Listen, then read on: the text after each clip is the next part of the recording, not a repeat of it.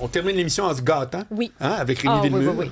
Ah, comment ça va? Rémi, on veut tout savoir sur ton émission. Ah, ça va être malade. Ça va être malade. Là, moi, j'avais pris... ça commence lundi, le 24. Oui. Je suis tout seul jusqu'au 5 octobre. Okay, tu vas faire un gros mois tout seul. C'est plus que moi, c'est 6 semaines. 6 quand semaines. même. Puis là, Marois Risky s'en vient. Oui. Puis je veux vous raconter cette histoire-là. Parce Ben que... Puis j'invente rien, je vous le jure. OK. Marois Risky, elle a fait une tournée d'entrevues il y a quelques mois. C'était la première fois qu'elle donnait des entrevues. Une journée, elle a décidé de passer partout. Puis j'ai réussi à la voir à l'émission que j'animais du lundi au jeudi à 18h. Donc Marois Risky, elle arrive en studio. Beaucoup de gens font ça au téléphone, font ça en visio. Elle est venue en studio. Et on a enregistré juste dans le studio à côté. Ça s'est super bien passé. Et quand elle est partie, moi, j'avais fini mon émission. Je suis allé voir les boss. Je suis allé voir les boss de Cube. Je leur ai dit, je sais pas, avez-vous déjà pensé à ça, faire un duo, mettons? Elle, puis moi. Puis là, les boss, ils me disaient, hey, toi, là, enlève-toi ça de la tête, là, fais tes affaires, là, laisse-nous faire nos affaires. Là. Tu sais, t'es un petit peu trop gourmand. Fait, hey, ça a marché. Ça a marché. Je dis pas que c'est moi qui ai eu l'idée, mais j'ai lancé ça dans l'univers. Ben oui, mais ça, j'y crois à lancer Non, des non, affaires dans puis l'univers. j'ai écrit à Marois depuis, puis j'ai dit, tu sais, c'est le fun, ce projet-là, parce qu'on va animer une émission à deux. Puis, tu sais, fédéraliste, souverainiste, c'est coriace, je suis coriace, donc ça va donner vraiment, ça va faire des flamèches. Mais en plus, c'est encore plus le fun quand tu y as pensé avant, puis que quelqu'un, quelque part, a décidé que c'était une bonne idée, eux autres aussi. Fait que je suis vraiment content. Vraiment content. On s'écrit tous les jours, on s'envoie des espèces de petits potins du milieu. À l'hâte de commencer. Vraiment, là, Mais on se retient. sent, même si on vous a pas vu ensemble, on sent déjà la chimie. Même quand elle nous a parlé de toi, il y a déjà quelque chose entre vous deux. Ben, je pense aussi. Puis, tu sais, je veux dire, des fois, c'est... Tu dis ça va être peut-être un peu plus compliqué au début, il va peut-être falloir mettre de l'eau dans... Moi, je pense que ça va bien. Ça va être quoi, qui fait quoi? Si tu me résumes, le qui fait quoi à l'émission, c'est quoi? Ben, je pense qu'elle pense, puis je pense. Je sais pas, on n'a même pas fait de pratique encore. On va faire des petites pratiques, on va voir qui effectivement fait quoi, mais je pense qu'on va juste confronter nos idées. Là. Tu sais, on voit pas le monde de la même façon. En même temps, on a les mêmes valeurs, on a les mêmes principes, et on a la même énergie. Fait que ça va faire un show en tabarnouche. Là. Est-ce que vous avez des collaborateurs? On a des collaborateurs, puis ça aussi, c'est Caroline que c'est bien fait. On a par exemple l'avocat, maître François-David Bernier. Oui. François-David Bernier, là, ça a déjà été mon voisin. C'est vrai. Moi, j'habitais à Québec, sur la rue Sauto-Matelot, puis la porte à côté... Dans le Vieux-Port? Dans le Vieux-Port, à Québec. La porte à côté, c'était le bureau de François-David Bernier. C'est drôle. J'avais 17-18 ans, je revenais du cégep, puis je passais devant son bureau, là, lui, il était dehors. Il était dehors, puis il parlait avec des clients, puis c'est chroniqueur dans le show, c'est malade mental. Ouais. Luc Laliberté, un ancien professeur d'histoire. Il est à Québec aussi. À Garneau. J'ai étudié à Garneau, moi. Là, je sais pas, j'ai pas vérifié encore s'il a déjà été mon prof. Ça, c'est un peu gênant, par contre. Là. Fait que ça a été mon prof, je veux même pas le savoir. Puis Emmanuel Latraverse. Emmanuel Latraverse qui est branché, elle sait tout ce qui se passe en ville, ça sonne, elle est pluguée avec n'importe quelle partie. Fait qu'on va Elle travaille, là. Ouf, elle en travaille un coup. Ouais, non, vraiment. Fait qu'on va faire la campagne avec elle. Puis ensuite, on a Marois qui arrive, le 6. Elle a une expérience en politique, elle a un bagage, elle a tout ce qu'il faut. Ça va être malade. Puis c'était quoi quand tu dis que tu as eu une entrevue avec? Qu'est-ce que tu as trouvé qui s'est démarqué? Ben, écoute, regarde, c'est vraiment difficile à décrire. C'est juste la vibe? Ou c'est la vibe, mais c'est aussi, tu sais, tu sens que ça coule, tu sens que tu as déjà l'impression que la personne va arrêter de parler quand tu as envie de dire quelque chose, puis toi, tu vas t'arrêter de parler quand elle va vouloir envie de parler. Le tempo est déjà là. Réglé. C'est malade, ça. T'sais, honnêtement, on appelle ça un coup de foudre radiophonique. Oui. C'est quand tu sais que le duo va fonctionner. Là. La mayonnaise est déjà là. Oui, parce que des duos, c'est pas toujours évident non plus. Là. Donc, tu sais, ça, d'avoir ça tout de suite sur le coup, quand ça passe, tu veux l'attraper. Là. Oui, puis les gens veulent un show. Hein. La radio, là, c'est un métier, puis c'est sûr qu'à un moment donné, tu rentres dans tes pantoufles, puis mais il faut faire un show. Il faut faire un show. Fait qu'il faut que tu mettes du monde qui ont un pH. Même si on était les deux fatigués cette journée-là, ça ferait un show pareil parce que tu as des gens qui pensent pas de la même façon, qui ont la même énergie. Fait que ça instille en l'autre déjà ce que ça prend. On se donne des poussées mutuellement. Tu vas-tu intervenir dans d'autres émissions? Je vais être dans le show de Richard. Je reviens avec moi. Oui, mais là, c'est parce que Richard puis moi, ça va être à quoi? 16h, je pense 16h et 5 et 6 minutes. Toi, tu vas faire 13 à 15, donc une heure après, tu rentres avec Richard. Mais Ça Richard, fait ce son-là. oui, c'est exactement ce bruit-là en plus. Okay. Pour de vrai. Non, mais Richard, pour moi, c'est peut-être la personne qui a été la plus importante pour moi dans ma carrière. C'est vrai? Ouais. Lui puis Sophie Durocher. Ouais. Ben, ils m'ont donné ma première chance. Ils m'ont pris sous leur aile. Tu les connaissais de où? Je les ai rencontrés ici. Mais ici, comment t'es t'es arrivé rentré? comment? Ouais. Ben, moi, j'ai envoyé une lettre ouverte à un moment donné. J'ai envoyé une lettre ouverte au Journal de Montréal, puis le recherchiste de Richard, je me rappelle plus, je pense que c'était Florence Lamoureux dans le temps. Oui, ben oui. Elle a lu la lettre ouverte dans le journal, puis elle a dit « Richard aimerait ça t'avoir à l'émission. OK. Je suis venu défendre l'idée que j'avais défendue dans cette lettre ouverte-là. Et par la suite, je suis venu de plus en plus souvent, puis Puis, tu sais, ils m'ont donné leur chance. C'est des gens extrêmement précieux dans ma vie.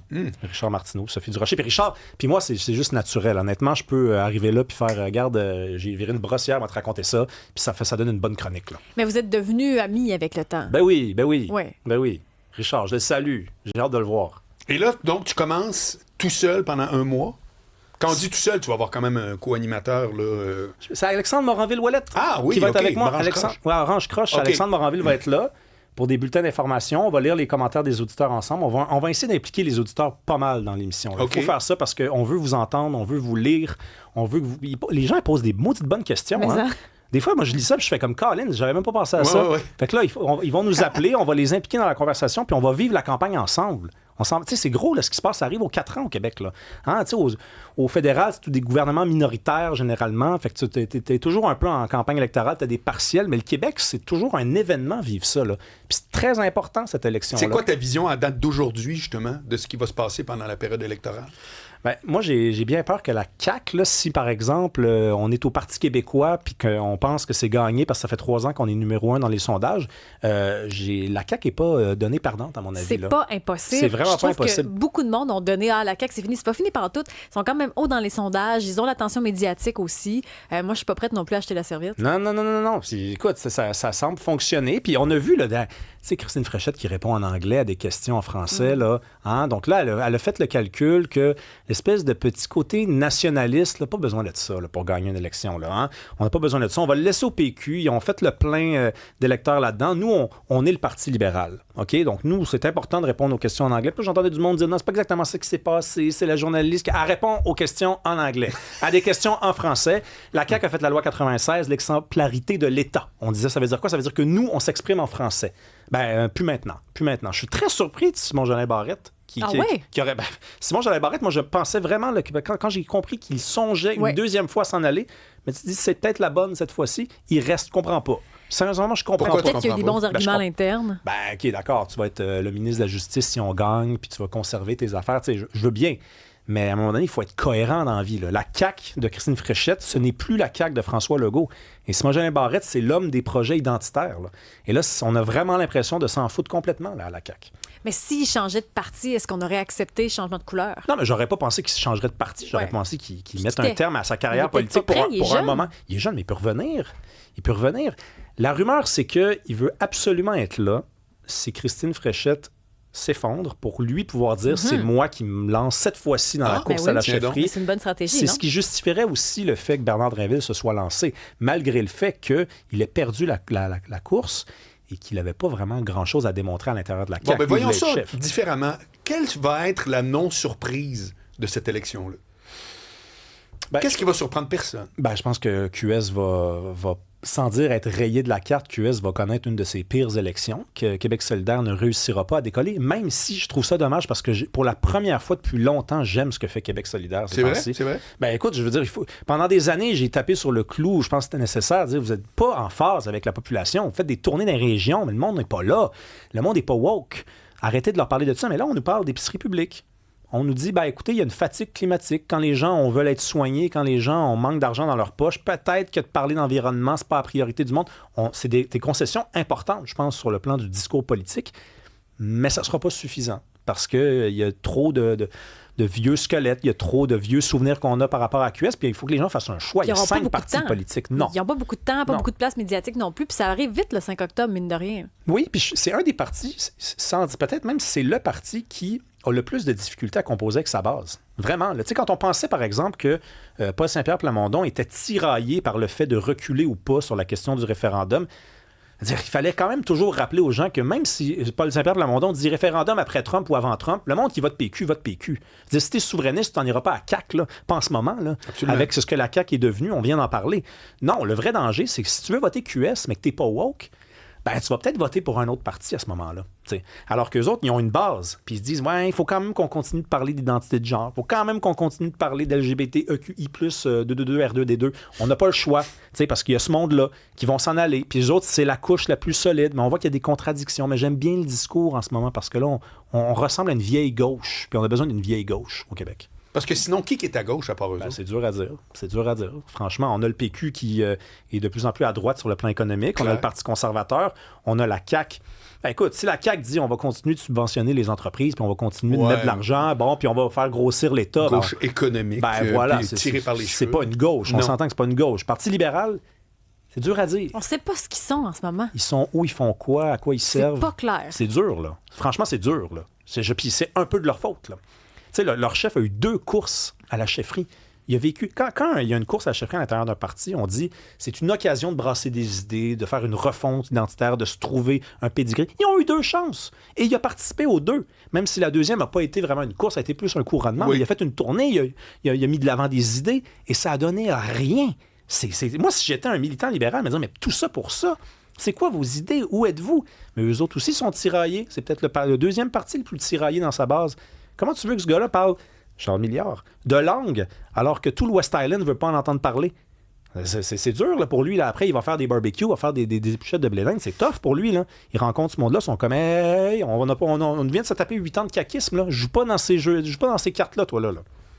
C'est dur pour les libéraux. Ben oui, puis je sais pas qui écrit ou décide la stratégie, mais c'est comme s'il y a plusieurs faux pas, même dans leurs lignes, dans leurs slogans, dans les vidéos qu'ils proposent, en Charles qui n'accepte pas les entrevues, il y a quelque chose avec le positionnement des libéraux qui est pas clair, puis même si la campagne n'est pas officiellement lancée, et ça fait souffrir le chef qui est pas connu. Ben, en fait, Mais pour entendre ce que Rémi Villemeux va répondre, il faut écouter son émission, parce que nous autres, c'est terminé. hey, As-tu vu ça? Une fin comme au cinéma. c'était malade. Tu nous as coupé ça. Malade. C'est coup de théâtre. Belle saison. à C'était vous deux. formidable. C'était malade. Isabelle, ça a à été très trop bientôt. court. C'était le fun, Marc. Et Merci. puis là, il y a toute l'équipe, là, tu vas les Hugo. nommer plus que jamais. Il y Noah. en a un que je veux nommer, c'est le fameux Maximilien. Parce que j'avais Maximilien. promis de crier son nom. Bravo. Oui. C'est recherchiste de Mario Dumont pour la prochaine saison. Il y a Max Trouleau, il y avait Oli un petit peu plus tôt.